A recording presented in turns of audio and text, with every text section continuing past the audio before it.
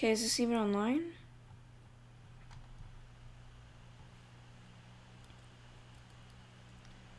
Okay, everyone, welcome back to another episode of the RTC podcast. As you can see, we are proudly celebrating No Nut November on this stream. So today I just wanted to take some time to talk about RealMatt and the Carifin, how do I explain it? There's a botting problem going on Roblox. And so what's been going on in this problem is YouTubers are being followed by bots. And so what these bots are doing is they've actually gotten smarter over time. So these bots say a message that's something like, if you'd like to opt out of this program. Actually, it's your behavior is being monitored under the monitoring program. If you'd like to opt out, please contact Gerald. And I do not know who this Gerald guy is, but he's just popping up everywhere, and we're just harassing him on Twitter at this point.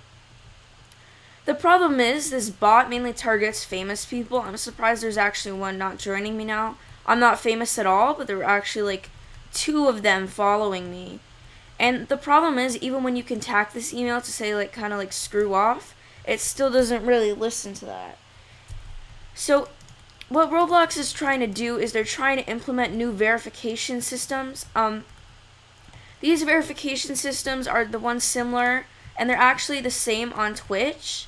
But so these verification systems, what they're trying to do is they're trying to implement it in game, from what I've heard. But it's just a rumor. We can't really trust rumors at this point.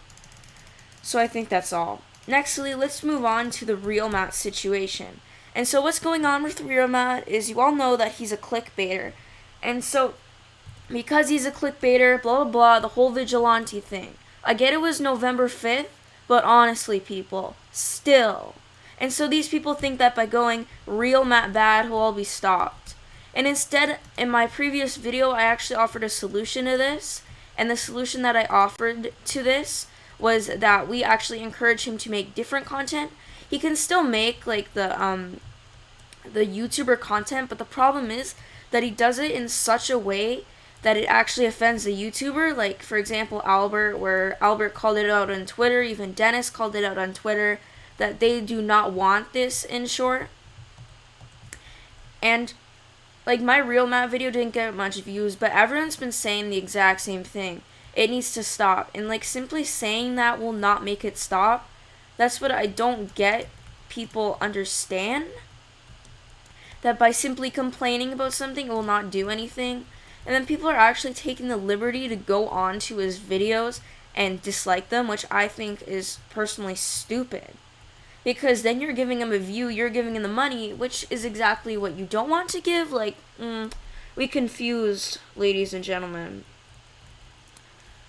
Another problem I wanted to talk about. Well, this isn't really a problem, but TanookiAlex is actually switching to different types of content. We've seen him do this the past 2 times. In fact, on our previous show, The Blocks Crew, we actually covered this in full detail.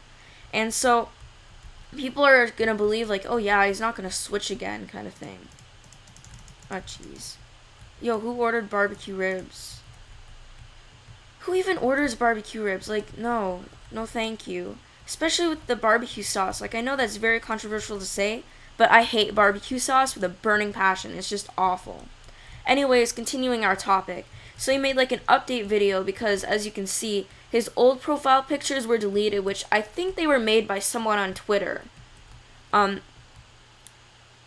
like, he's been using these profile pictures ever since he got 10K. Because I used to watch him at 7K and he just made like generic code videos. Actually, TanookiAlex used to follow me on Twitter, but he unfollowed me. No hard feelings there. So what he says he's going to do is he's going to focus on like social commentary, which, I mean, he's tried that before, but we all know that that's like not a sustainable source of income at this point for him.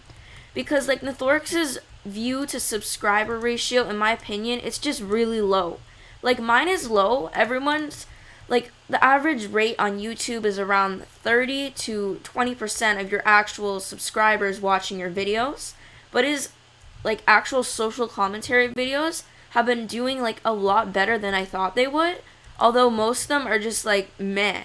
Like, they've been getting like 4K views, and that's not much compared to what he used to get in his King of Clickbait series, where he would get like 29K views at a time. You guys can leave your comments and the thoughts down below. I'd like to hear your thoughts on all this situation. Thank you for joining us on our first episode of RTC Podcast.